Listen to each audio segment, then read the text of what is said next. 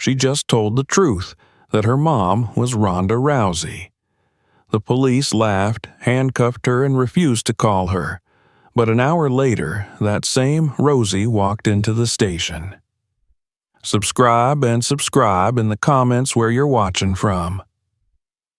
The evening air was thick with the scent of damp asphalt and cooling metal, the sun having long sunk beneath the rooftops of the small California town. Street lights flickered with mechanical rhythm, casting long yellow shadows over the sidewalk. 15-year-old Ronda Rousey walked alone, her duffel bag slung over one shoulder, her hoodie pulled up against the chill. Her pace was unhurried but purposeful. The echo of her sneakers against the pavement was steady, rhythmic, like the footwork drills she'd just finished at her jiu-jitsu class. Her muscles ached in the familiar, satisfying way that came after a hard session. She felt strong, focused, calm. This had been her routine for years. Late-night sessions when the gym was quiet and the world outside didn't expect anything of her. Her mother, Ronda Rousey, had always encouraged independence but never stopped watching from a distance. On most nights, Ronda picked her up. But tonight, Ronda had insisted on walking the short route home. It wasn't far, just 15 blocks and all of it familiar. As she turned down a side street to cut through the edge of an older residential district, headlights flooded the sidewalk. A police cruiser slowed, then stopped just ahead of her. She paused instinctively, her fingers tightening around the strap of her bag. The patrol car's door creaked open, and 2 officers stepped out. One was tall and lean, maybe in his late 20s, with a neutral expression and hands resting casually on his utility belt.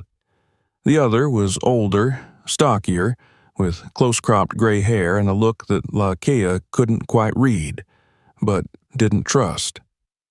"You out here alone, miss?" the older officer asked, his tone clipped. "Yes, sir," she replied, standing still. Her voice was even, calm. She remembered what her mother had told her about encounters with law enforcement.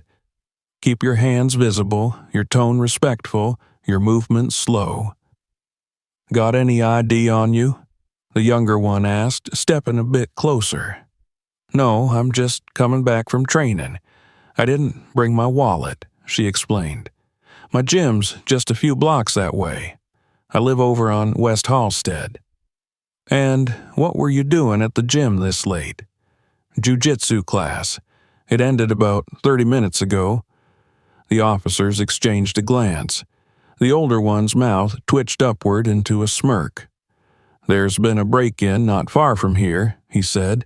"You fit the description. Female, dark hoodie, athletic build, carrying a bag. Mind if we take a look inside?" "It's just my training gear," she said, but before she could unzip the bag, the older officer stepped forward and took it from her hand. "Hold still," he said sharply. Ronda didn't resist. She let him unzip the duffel and sift through the contents. Gloves, wraps, a water bottle, a towel, a folded gi. Nothing out of the ordinary. Still, his expression didn't soften. "You said you're walking home. Who's your guardian?" "My mom." "Name?" "Ronda Rousey."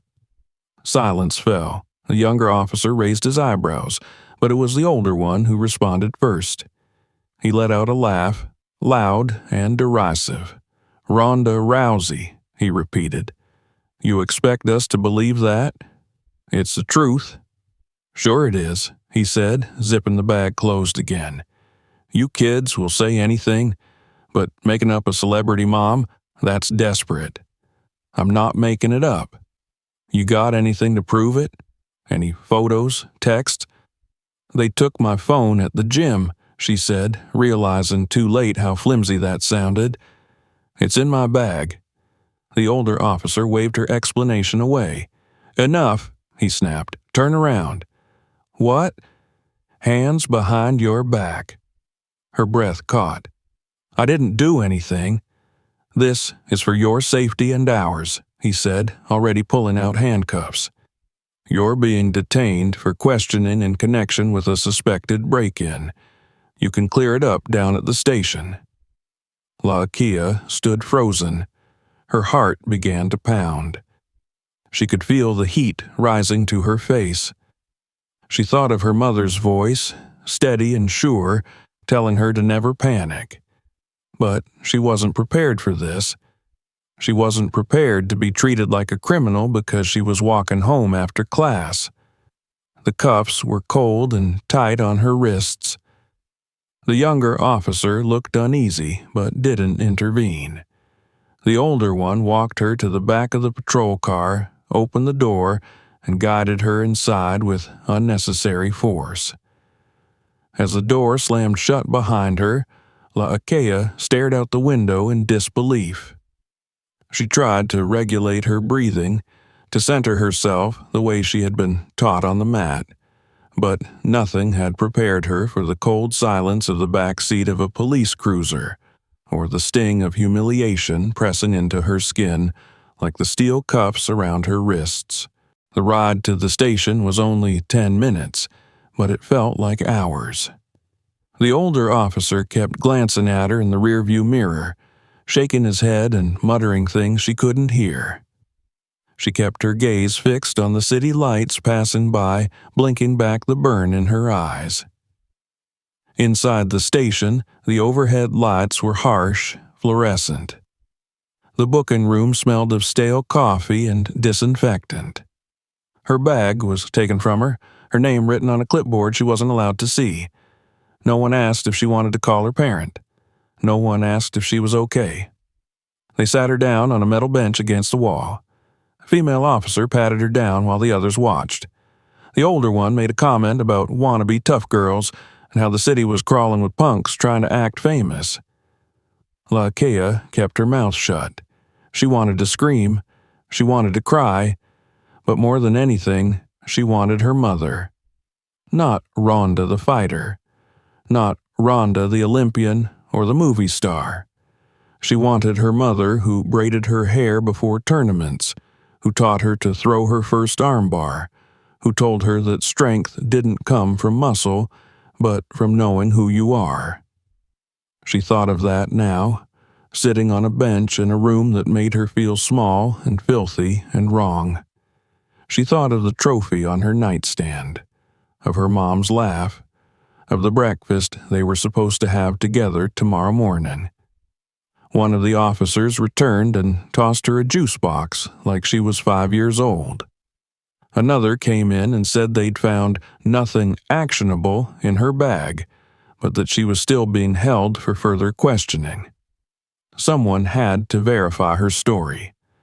And since she had no ID and no phone, they were going to need time. She asked again, calmly, if she could make a phone call. The answer was the same. No. She asked if someone could check her last name in a public database, look at her mother's name. The older officer laughed again. Rousey? Yeah, right. And I'm Tom Brady.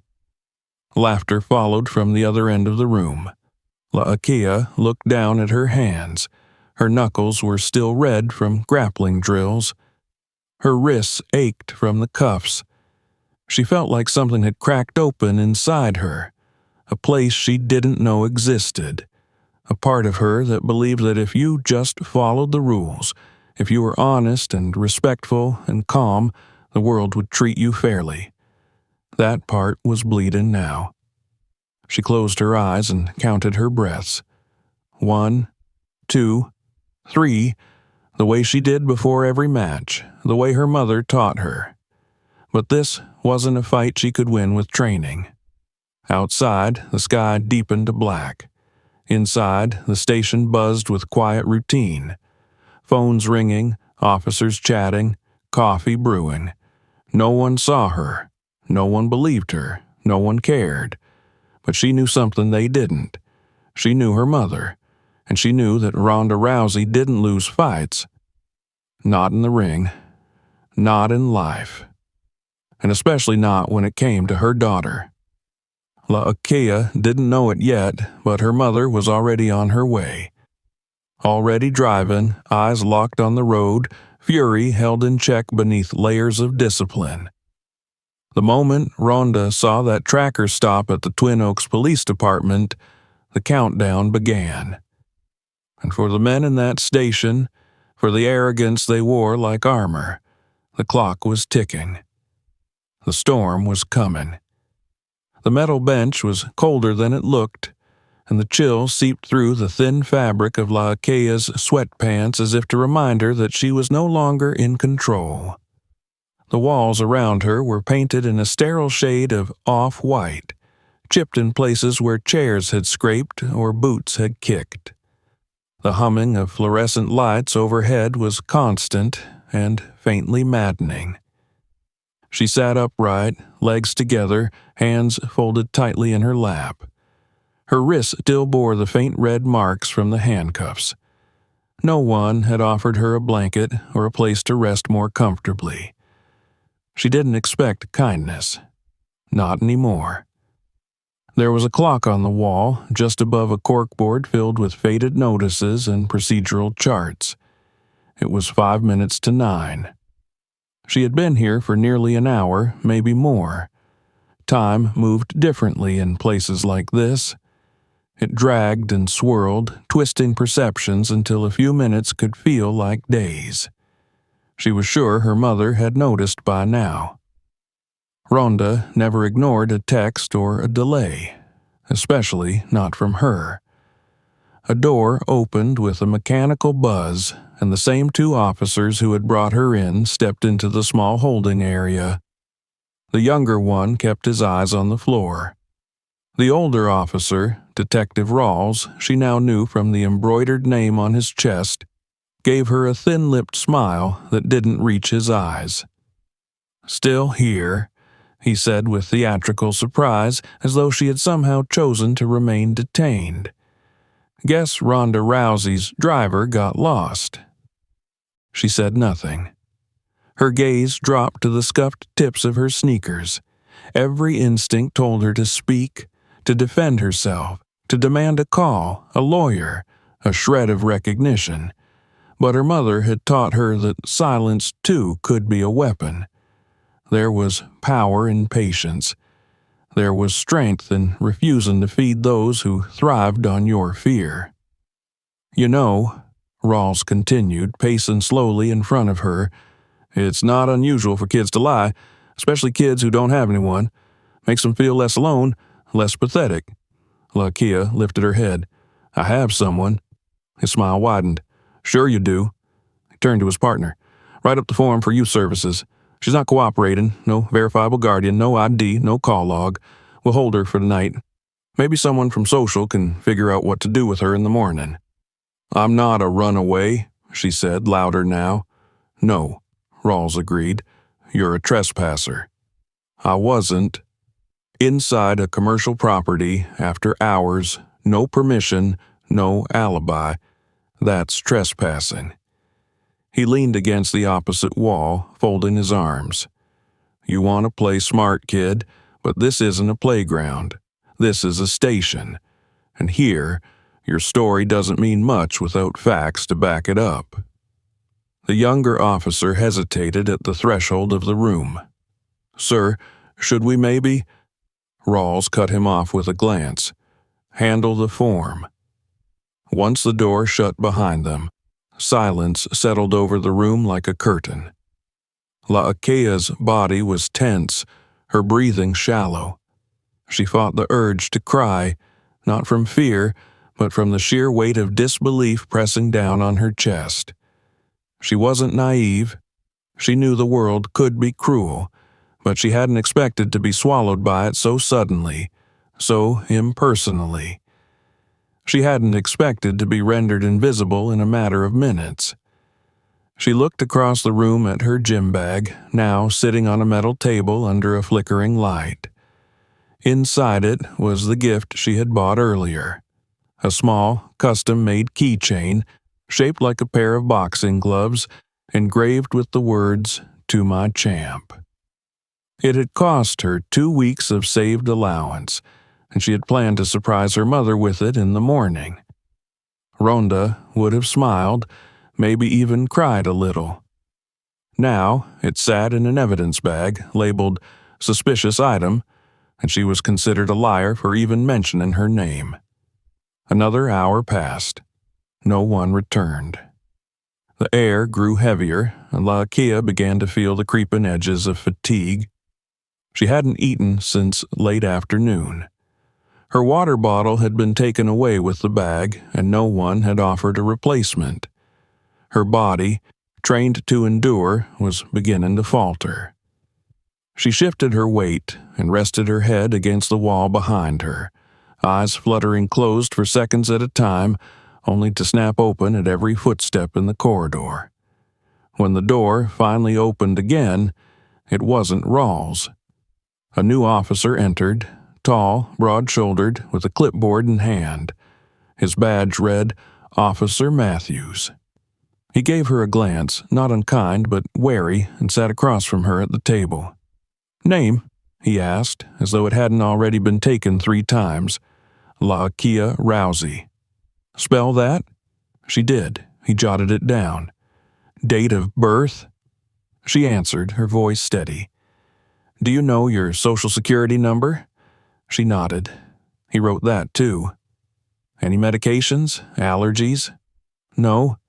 He looked up from the clipboard. You know, the system flagged your last name. Your mom, really Ronda Rousey. Yes. You got any proof of that? It's in my phone. You took it. He tapped his pen against the paper. Phones are logged at intake. I'll check. She wanted to believe him. He stood and left. 15 minutes passed. Then 20. No one came back. Her stomach tightened with unease. Whatever small hope had flared in her chest was quickly fading again. Another group of officers walked past the glass window. One of them stopped and peered in. It was Rawls. He nudged his colleague and said something under his breath. They both laughed. Lakia looked away, her cheeks burning. Time blurred again. She stopped checking the clock. Her legs grew stiff. Her mouth was dry. The only thing keeping her upright was the image in her mind. Her mother, pushing open the doors, taking control, making them listen. She didn't know when or how, but she believed it. She had to.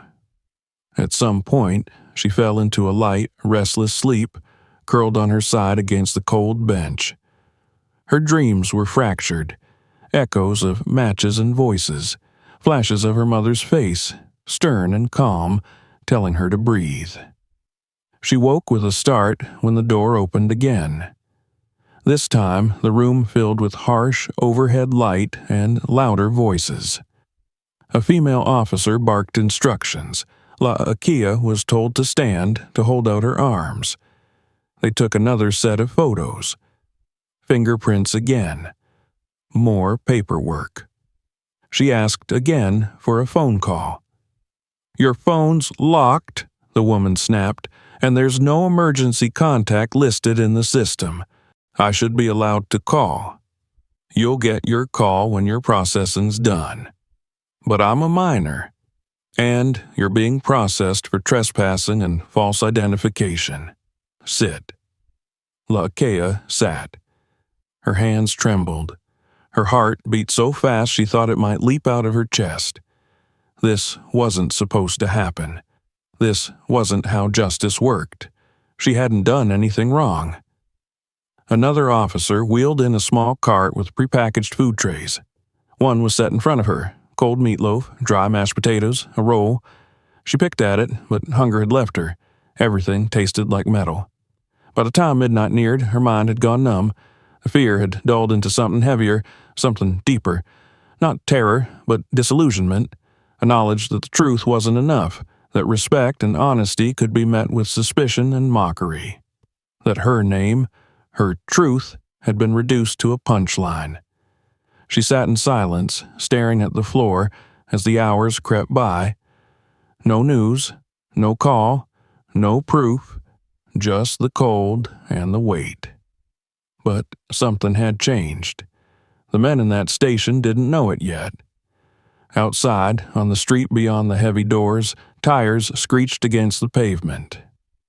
A black SUV came to a sudden stop under the buzzing light of the parking lot. The driver's door opened, and Ronda Rousey stepped out. Her face unreadable, her eyes set with the same intensity that had made crowds roar and opponents tremble. She didn't wear makeup. Her hair was tied back. She wore a hoodie and black pants.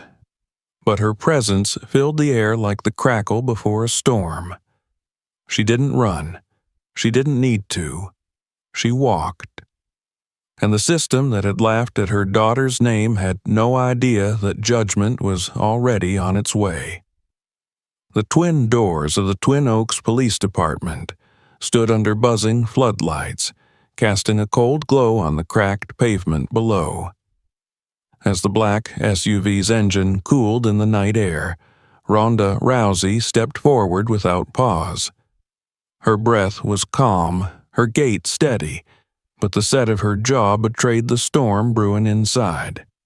She had driven the entire 22 minutes with her fingers curled tight around the steering wheel, her eyes flicking between the road and the location dot on the tracking app she had long ago installed on Laakea's phone. Her daughter hadn't moved in over an hour. The icon blinked defiantly from the center of the police station's digital footprint. That was all she needed to know. Inside the station, the late-night lull had settled in. Phones rang lazily. Officers scrolled through their phones or shuffled paperwork, waiting for shift change. The front desk was manned by a young officer whose nameplate read Burke. He looked up with mild disinterest as Ronda entered. For a moment, he saw only a woman in athletic gear, her sweatshirt slightly damp with sweat from adrenaline-fueled tension, her face hard but unreadable. Then recognition flickered across his features like a slow-moving spark. His posture stiffened. "Can I help you?" he asked, his voice faltering as he tried to recover his professional tone. "My name is Ronda Rousey," she said, her voice low and even, though it carried a weight that settled heavily in the air. "You have my daughter." Burke blinked. I'd have to check. Name? Laakea Rousey, 15 years old, taken off the street 2 hours ago while walking home from jiu-jitsu class." He swallowed. "One moment." He turned and walked through the side door toward the back, his movements quicker than before. Ronda didn't sit. She remained by the counter, unmoving, her eyes scanning the station's interior like a fighter sizing up the cage before the bell. She saw bulletin boards, sleepy officers, the reflection of herself in the glass, and she saw complacency, arrogance. She'd known that scent since her earliest matches. When she was the underdog, the girl with the judo background no one respected. But tonight wasn't about her. Tonight, they'd messed with her daughter. In the back hallway, Officer Burke found Detective Rawls finishing up a coffee refill. "Sir, there's a woman at the front desk. Says her name is Ronda Rousey." Rawls snorted into his cup. "Of course she does." "No, sir, I think it's really her." Rawls raised an eyebrow, then rolled his eyes. "Jesus. First the kid, now the mom's a look-alike. You people need better lies." "I think it's actually her." Rawls walked past Burke and toward the lobby. He expected a weary soccer mom, maybe an angry teacher type. What he found was a presence so sharp, so centered, it stopped him mid-step. Ronda didn't need to introduce herself. Her eyes were already locked on his, and Rawls felt the involuntary twitch of nerves shoot down his spine. Not fear, not yet, but something deeper. A primal recognition of someone who'd walked into more fights than he'd ever dared. "I'm Detective Rawls," he said. "I understand you're here about—" "My daughter," Ronda interrupted. "Where is she?" Rawls shifted. "She's being held for questioning. We had a situation involving a suspected break-in, and she matched the description." "She matched the description?" Rhonda repeated. Her tone didn't rise. It didn't have to. She had no ID, no phone, refused to give a legitimate guardian's name, claimed you were her mother. "And that was funny to you?" Rawls straightened, puffing himself up. "Ma'am, we follow procedure. We had no confirmation, and we have to take false statements seriously." "You mean like the one you just made?" Rhonda asked. "Because my daughter never lies. And if you'd looked up her name for even a second, you would have known that." Rawls took a step forward. I don't care what you appreciate," Rhonda cut in. Her voice was still calm. "You had my minor daughter in custody for 2 hours without a call. You mocked her. You denied her rights. Where is she?" The tension in the room had shifted. Officers nearby had stopped pretending not to listen. Burke hovered awkwardly near the door. Rawls, sensing the moment slipping out of his hands, motioned for her to follow. "She's in holding," he muttered. "This way." They walked down the hallway, the sound of Rhonda's footsteps like punctuation in the silence. Rawls opened the door to the holding area, where La'Akea sat with her back straight against the wall, eyes closed in exhaustion. The second her eyes opened and she saw her mother. She stood. "Mom," she whispered. Rhonda crossed the room in 3 strides and wrapped her daughter in her arms. It wasn't the tight hug of someone seeking comfort. It was a shield, a barrier between La'Akea and everyone else in the room. And behind the embrace, Rhonda's eyes never left Rawls. "We're leaving," Rhonda said. "That's not possible," Rawls replied. "She hasn't been cleared yet. There's paperwork." "Bring it," she said. "There are procedures." "I'm very familiar with procedures." Rawls started to speak again, but another voice rang out from behind. "Miss Rousey." A man in a suit stepped into the room, holding a briefcase and a badge. It was her attorney, Devin Mullins, and he looked like he'd been preparing for this moment since she'd called him.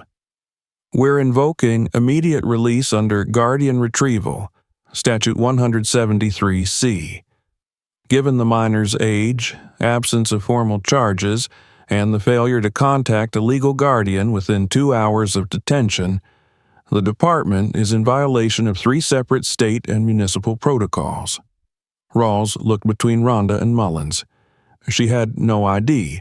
We couldn't confirm.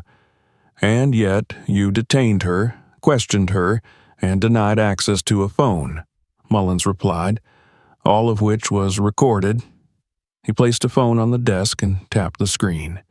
The audio played, La'Akea's voice clearly requesting a call, Rawls' voice clearly denying it. The tone in the room changed again, colder now, more dangerous. Rhonda stood still, letting the silence weigh on the officers like lead. "This is your last chance," she said. "Bring her bag, bring her phone, and bring every file with her name on it." Rawls hesitated, then left the room. La'Akea clutched her mother's arm. "They didn't believe me," she whispered. "I do," Rhonda said, "and that's all that matters." 10 minutes later, they stood at the front of the station. The same officers who had laughed earlier now watched with uncertainty. Mullins handed Rhonda a folder of paperwork. La'Akea carried her gym bag again, clutching it tightly to her chest. They walked out together, step for step. No words, no fury, just purpose. But as they crossed the parking lot, Rhonda stopped and turned. "This isn't over," she said quietly, more to herself than anyone else. "Not by a long shot." And back inside, behind the safety of bureaucratic walls, no one had any idea just how true that was. Outside the station, the night air was cooler now, touched by the thin mist rising from the asphalt. Ronda stood still beneath the low hum of the parking lot light, her hand resting protectively on Laakea's back. The girl clutched her gym bag like a lifeline, her face pale but composed.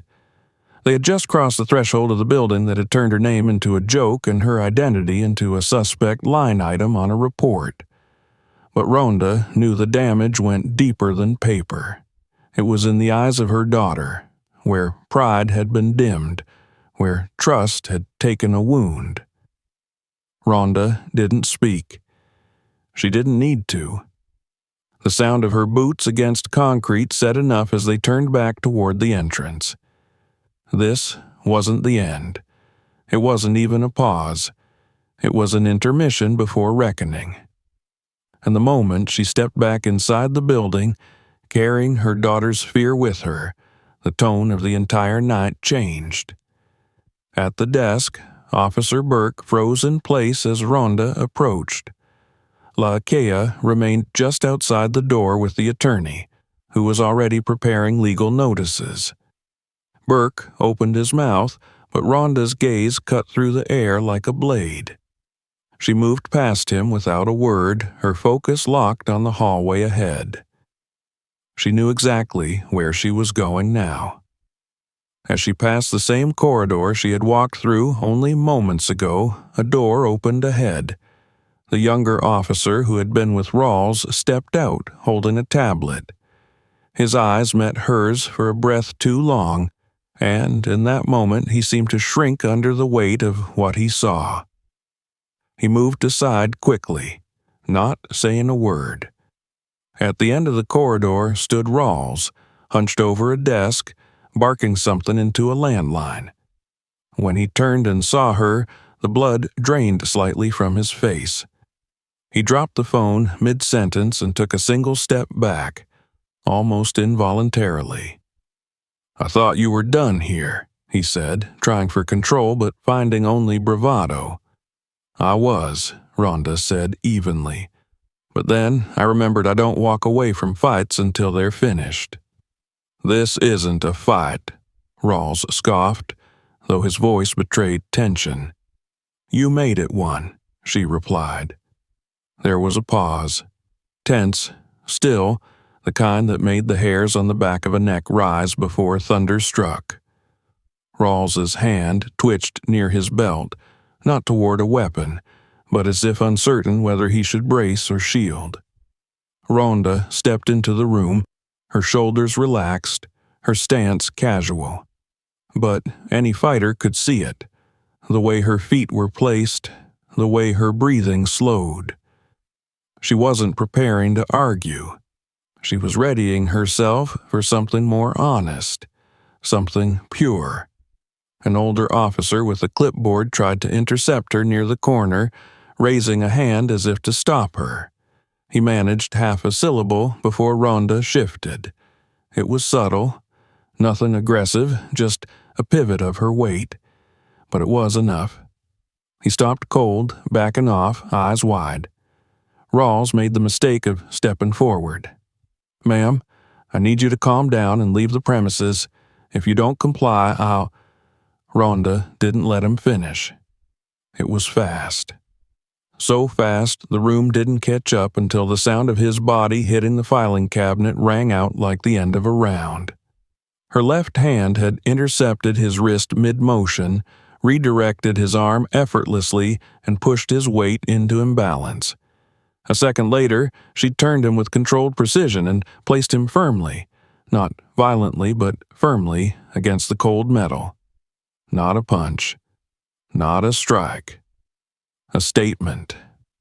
He gasped, stunned, trying to wriggle free, but she held him with a single arm, eyes locked on his. "You don't touch my daughter. You don't speak her name again. And if I ever hear that another officer under your command laughs in the face of a child in distress, I won't bother with the filing cabinet next time."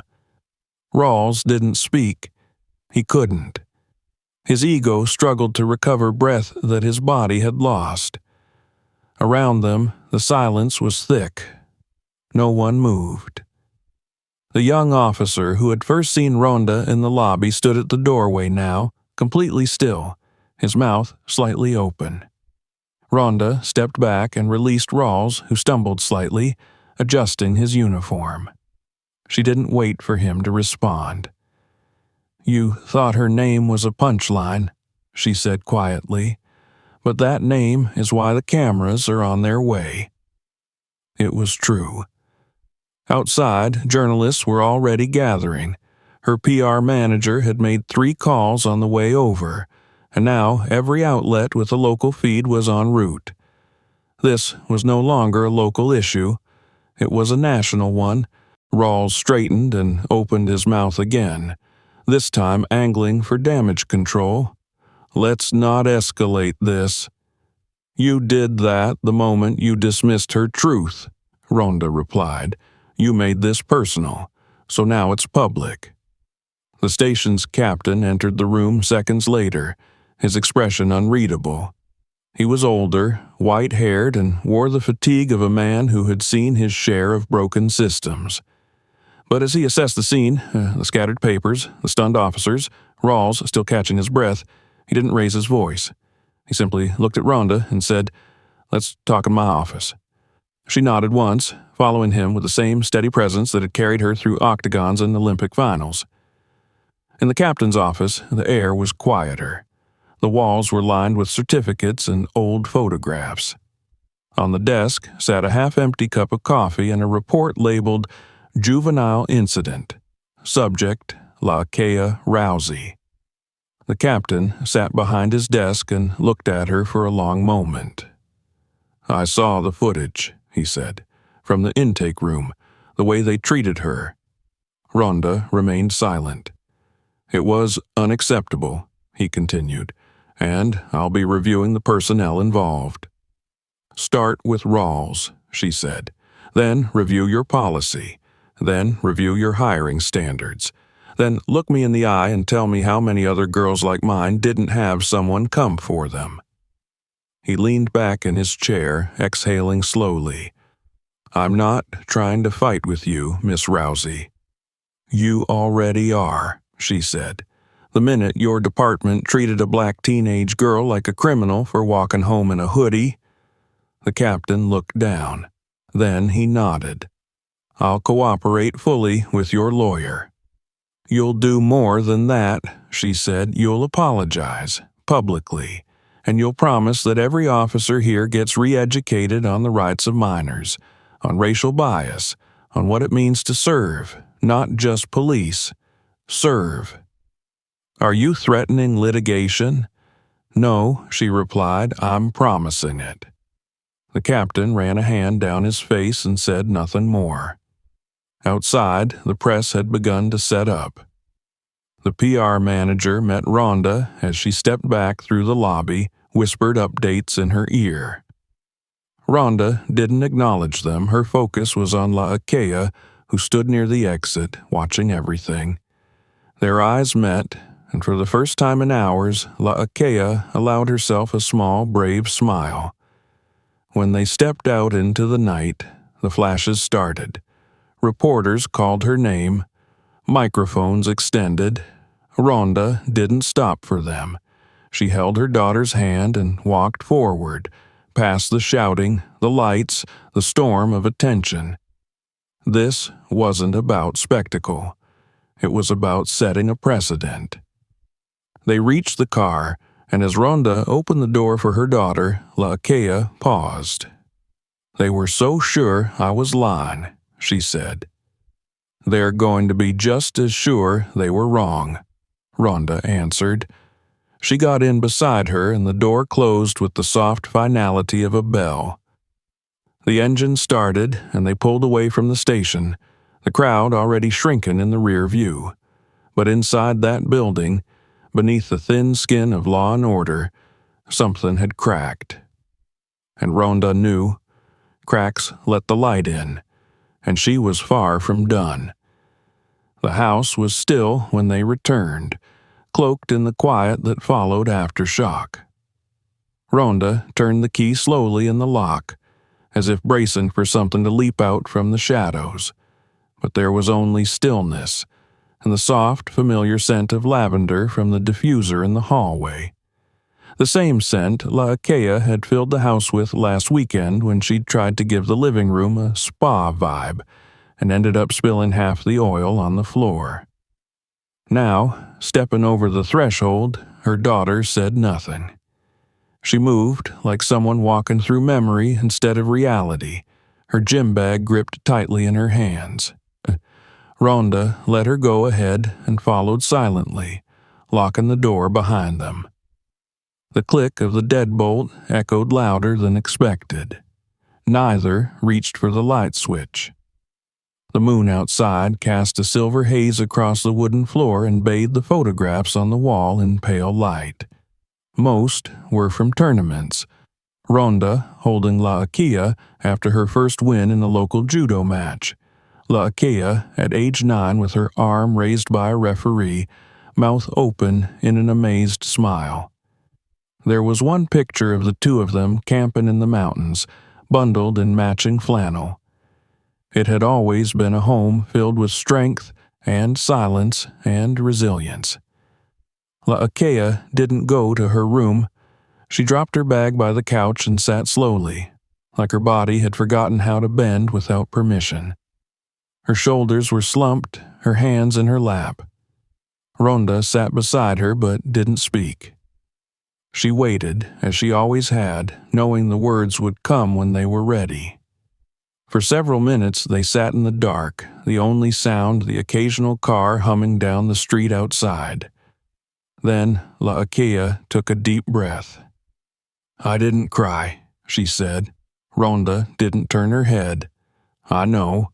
I wanted to," she added. "I felt it, but I didn't." "I'm proud of you," Ronda said. Laakea looked down at her hands. "They laughed when I said your name.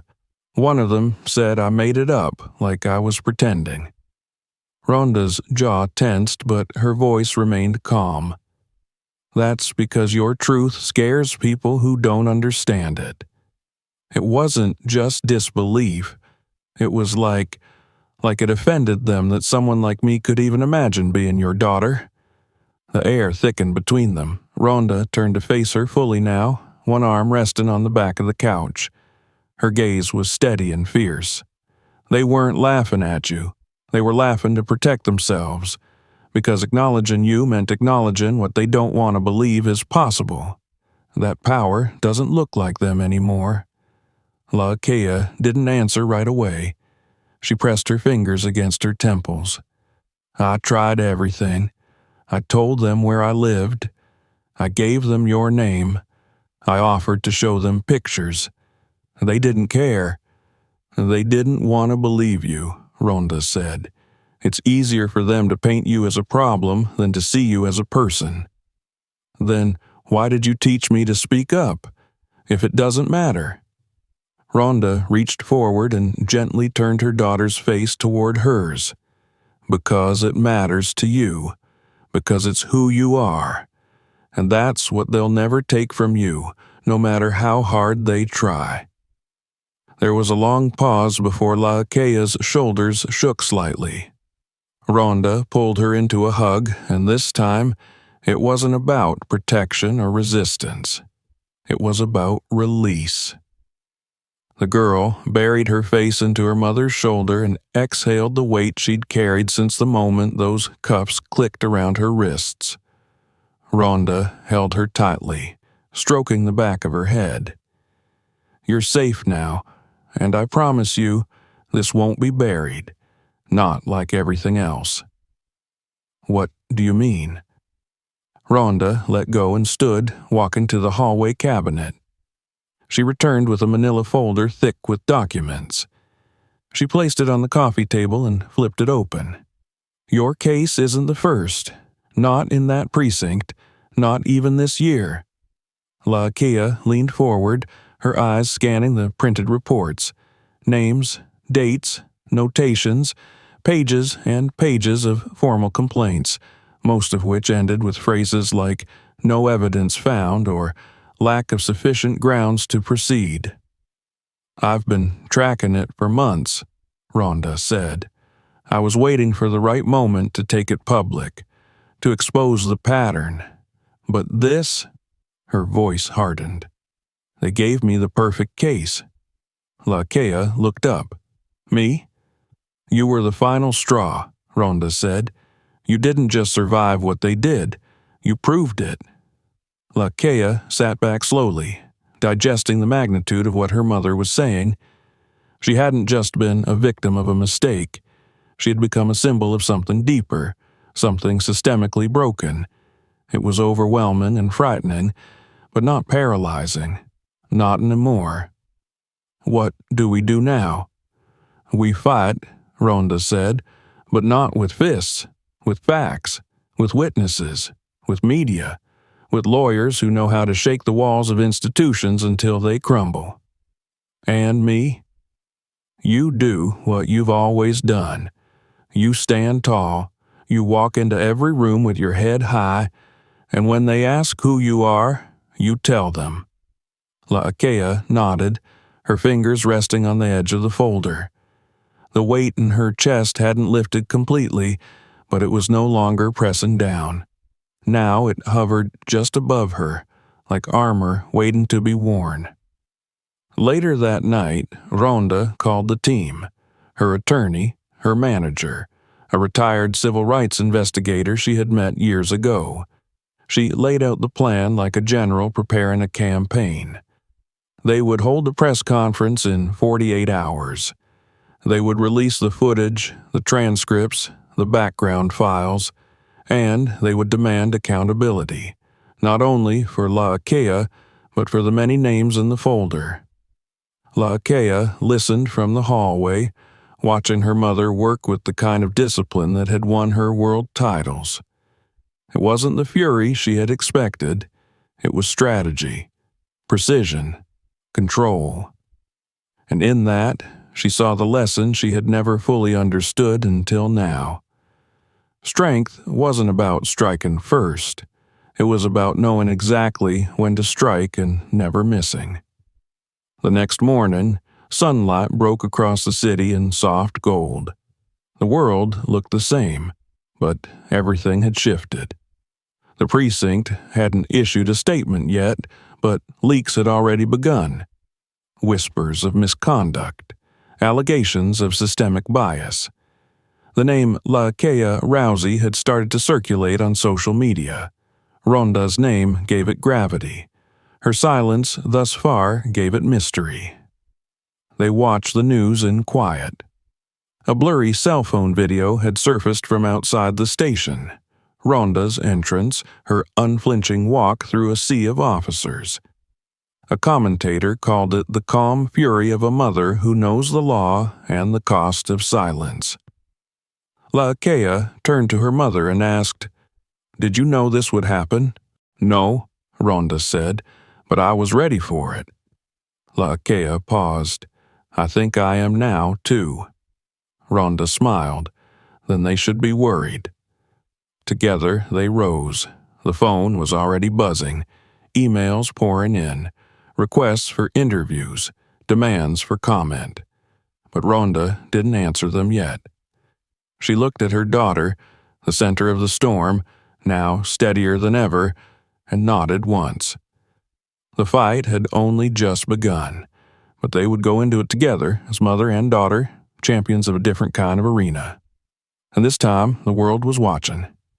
The first email arrived at 6:14 a.m. sharp, as the early sun stretched itself over the skyline of Twin Oaks and began warming the narrow streets and sharp glass corners of downtown. The subject line read simply, "Urgent, National Coverage Request, NBC." By 7 o'clock, 4 more followed.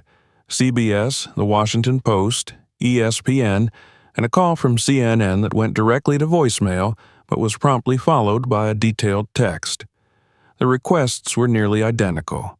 Confirmation, interview, footage, and a statement. Ronda read them with clear eyes and a still mind as the coffee brewed in her kitchen. She didn't rush. She didn't need to.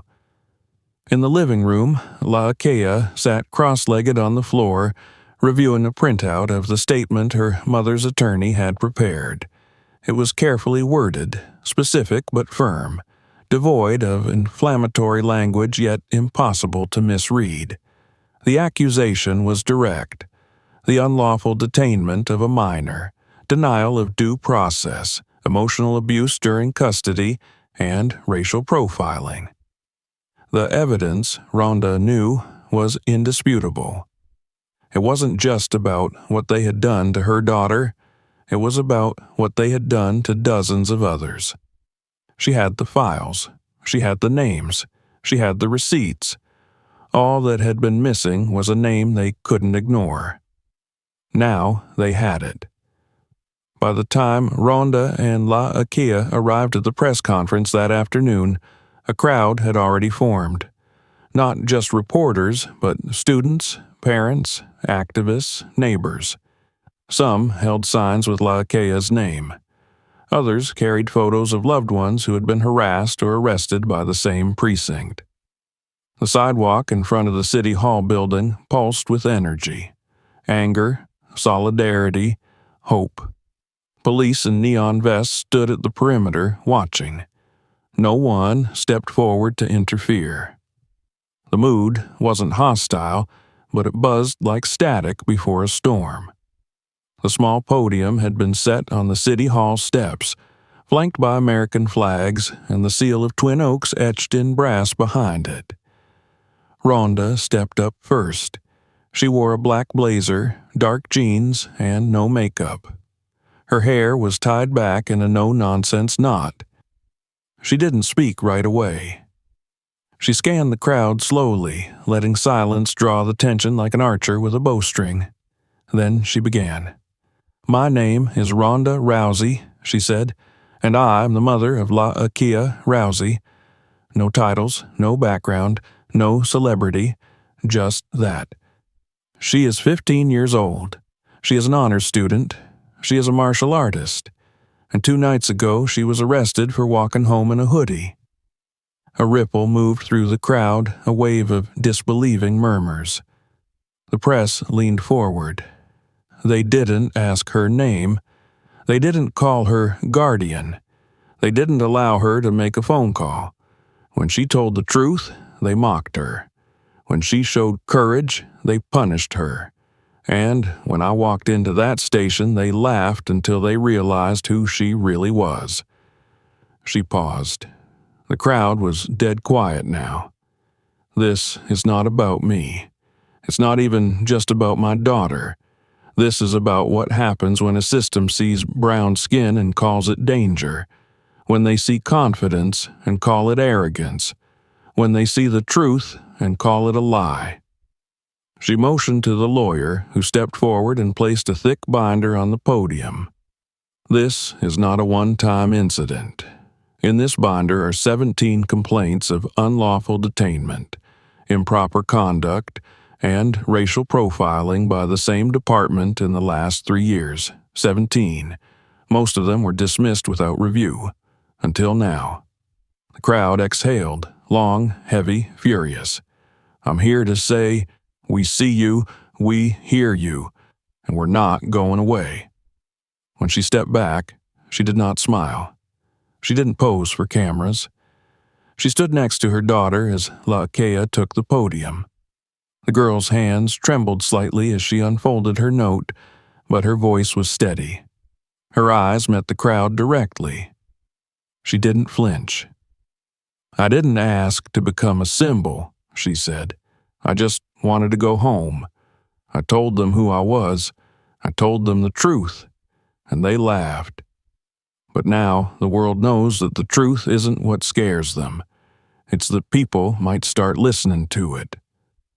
Applause erupted, long and sustained. Behind her, Ronda placed a steadying hand on her shoulder. They descended the steps together, cameras flashing, microphones reaching. But they didn't answer any questions. Not yet. That part would come. The precinct issued a brief statement hours later. "The department is reviewing the incident and cooperating fully with legal counsel. We are committed to upholding the values of equity and justice." It was the kind of statement that said nothing, the kind designed to hold space until the storm passed. But this time, the storm wasn't moving on. It was settling in. The following morning, LaKea's name trended across multiple platforms. #Believer, #Justice for LaKea. Prominent athletes and celebrities reposted her speech. Civil rights organizations reached out. Students from across the district organized walkouts. Ronda's PR team had expected traction, but nothing like this. The city wasn't just listening, it was echoing. At the precinct, the fallout began to take form. Rawls was placed on administrative leave pending investigation. Internal Affairs initiated an audit of all minor detentions over the past 5 years. The city council called an emergency meeting. The mayor, previously silent, held a press conference in which he promised a full and independent review of all policies concerning juvenile arrests and racial sensitivity.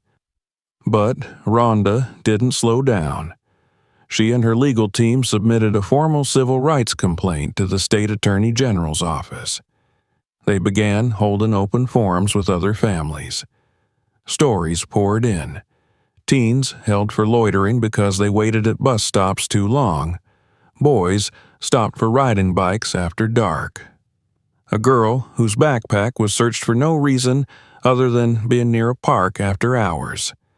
The same phrases appeared over and over, matched the description: uncooperative attitude, refused to comply. At one of these forums, a woman named Angela stood to speak. Her son had been detained 2 years prior for suspected trespassing when he cut through a neighborhood shortcut on the way to school. He had been 13. He still refused to walk alone now. Angela's voice broke as she thanked LaKea for her courage. When she sat down, the room stood and clapped. LaKea looked stunned. She had never imagined herself at the center of anything like this. Back at home that night, LaKea sat in her room, a stack of thank you cards on her desk. Strangers had mailed them, handwritten, from all over the country. She read one from a girl in Atlanta who wrote, "You made me feel like I wasn't alone." Another was from an elderly man in Chicago who said, "I never knew how brave young people could be. You made me want to be better." Ronda knocked softly on the door and entered. "How are you feeling?" she asked. LaKea didn't answer right away. She looked at the card in her hand, then up at her mother. "Stronger," she said. Ronda smiled faintly and sat beside her. "That's good, because the next part is harder. I know. They're going to question everything. Your tone, your face, your background. They'll say you're too young to understand what happened. I do understand. They'll say you're exaggerating. I'm not. And they'll say you're only here because of me." LaKea turned fully now. "I'm here because of what they did. You just made sure people listened." Ronda nodded. "Then let's keep them listening."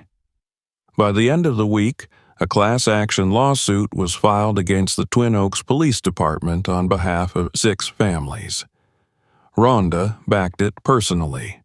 Her legal team offered pro bono representation to other families who came forward. The city council approved funding for a new civilian oversight committee. Mandatory retraining on youth detainment protocols began for all officers, but Ronda knew this wasn't the end. It was the edge of the beginning. Accountability was only the first part. Change, real, sustainable change, would take years, and resistance would come. She had fought too many battles not to expect it, but for the first time, she wasn't standing in the ring alone. One night, near midnight, LaKea brought out the gift she had planned to give her mother before it all happened. It was still wrapped, buried deep in the side pocket of her gym bag, a small velvet box. Inside was a miniature silver belt, like a world champion's title, engraved with the words, "To the one who always fights for me." Ronda opened it slowly, her fingers tracing the tiny letters. She didn't cry, but her voice softened in a way that said everything words couldn't. "I don't fight for you," she said. "I fight with you." Lakea smiled. "Good, because we're just getting started." And outside, under the quiet stars of a city that had tried not to hear, something new had taken root. A voice, a name, a reckoning, and the sound of it was only growing louder. The day of the tournament began with rain. Not the kind that battered rooftops or tore leaves from trees, but a soft, persistent drizzle that washed the streets of Twin Oaks in a thin sheen of silver. The pavement outside the youth arena reflected the dim, overcast sky, and the usual bustle of spectators arriving in waves was subdued beneath umbrellas and hurried steps. Inside, however, the energy pulsed like a slow-building current, rising behind the walls of the warm, dry building where boys and girls paced the mats in warm-ups, their nervous breath visible in tiny puffs, their shoes squeaking against the polished floor. Laakea sat alone on the edge of a bench in the competitors' room, headphones resting around her neck, not playing anything. Her hands were wrapped, her GI folded neatly across her lap, her mouthguard tucked into the small plastic case she held like a charm. Around her, the room buzzed with low voices and the hum of fluorescent lights. She heard her name once, then again, whispered with recognition. It no longer surprised her. Not since everything had happened. Since the night at the station, since the press conference, since the lawsuits and the protests and the reshuffling of an entire department, she had become more than the quiet, focused girl from jiu-jitsu class. She was a name, a symbol. And with that came a tension that felt heavier than any opponent she'd ever faced. But today wasn't about cameras. It wasn't about courtrooms or politics or the opinion of strangers. Today was about the mat, about the clarity that came when everything else melted away and all that remained was movement, instinct, and truth. She closed her eyes and took a slow breath. The door opened behind her, and she didn't need to turn around to know it was her mother. Ronda's presence didn't come with noise. It came with stillness, a kind of weight in the air as though space itself made room when she walked in. "You good?" Ronda asked, crouching beside her. Laakea nodded. "You sure?" She opened her eyes. "Yeah, I'm ready." Ronda studied her daughter's face for a moment, then reached forward to adjust the wrap on her wrist, smoothing the edge. "They're gonna want to beat you more than anyone else out there." "I know." "Not just because you're good." "I know." "Because your name makes them feel something, and people fight hardest against the things that make them feel small." Laakea exhaled, not with anxiety but with resolve. "Then I guess I'm right where I should be." Ronda smiled, her hand squeezing her daughter's knee briefly. "Go show them." When the announcer called her name, the room hushed, not because of celebrity, not even because of reputation, but because there was something about the way Laakea stood when she rose, the way her shoulders squared and her steps didn't falter. She walked toward the mat with the calm assurance of someone who had already survived worse things than defeat. Her first match was quick. Her opponent was fast, aggressive, but sloppy.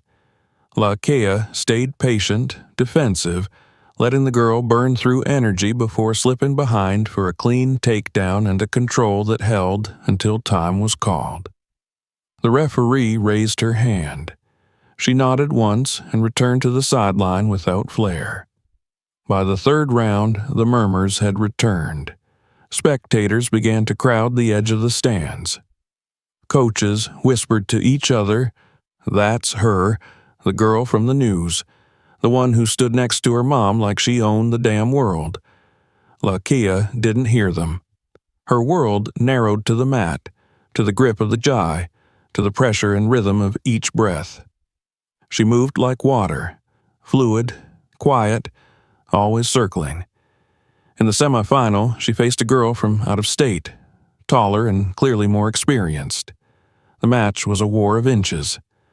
For the first 2 minutes, neither gained ground. Ronda stood at the edge of the mat, arms crossed, eyes locked, never speaking. She didn't coach, she didn't shout, she trusted. And that trust was visible in the way Lakia fought, measured, strategic, waiting for the mistake. It came in the 4th minute. A poorly timed throw, an exposed hip, and Lakia swept in, locked a hold, and flipped the momentum in seconds. The crowd erupted. The referee slapped the mat. Match over. Back in the prep room, she sat against the wall, sweat running down her spine, her chest heaving. Ronda handed her a towel and a bottle of water. "One more," she said. Lakia looked up. "I can take her. I know you can." "But," Ronda's expression didn't change, "this one will come at you for more than points. She's got something to prove." Lakia grinned. "So do I." They didn't talk again before the final. There was no need. In that silence was the knowledge of everything they had built, not just in the gym, but in the years of being ignored, doubted, underestimated. Every lesson Ronda had ever given her daughter had led here, not to a medal, but to the moment before it. The moment when you stand on the edge of yourself and choose what kind of fighter you're going to be. The final began with a handshake. The girl across from her was fast, aggressive, with an explosive style and a hunger in her eyes. The first minute was chaos. Grips, slaps, off balances, resets. Then came a scramble that knocked them both to the ground, each fighting for leverage. For a moment, Lakia was underneath, but she didn't panic. She pivoted, shifted her hips, and used her opponent's weight to reverse the position. From the sideline, Ronda's expression didn't change, but her eyes burned with quiet pride. Lakia's grip tightened. Her hold deepened. She didn't go for the flashy finish. She didn't need to. She controlled. She dominated. And when the final whistle blew, the referee didn't even hesitate before raising her hand again. She bowed, stepped back, and turned to face the stands. The crowd was on its feet. The applause wasn't deafening, but it was steady, honest, full. And in the front row, Ronda stood with her hands in her pockets, a small smile on her lips. After the ceremony, as the photographers jostled for shots and coaches shook hands, Lakia stepped off the podium and straightened to her mother's arms. "You didn't just win," Ronda said quietly. "You showed them who you are." Lakia didn't reply. She didn't need to.